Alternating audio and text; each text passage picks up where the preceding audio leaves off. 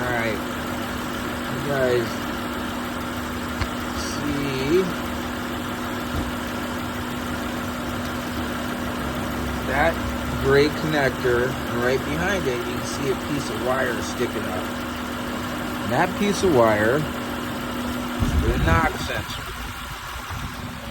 What happens is chewed through on a Honda 3.5 V6s that are in Odysseys, Pilots, and Accords.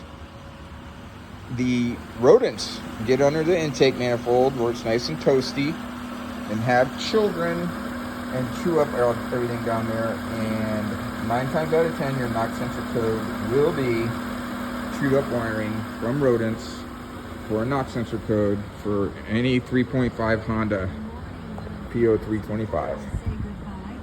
So you gotta pull the intake off. Sometimes on some of them you can pull the power steering pump off there on the other side and sneak through and get lucky and change it, but technically you need to pull the intake manifold off to get at it, and you need to replace the wiring harness. Might as well change the sensor while you're there.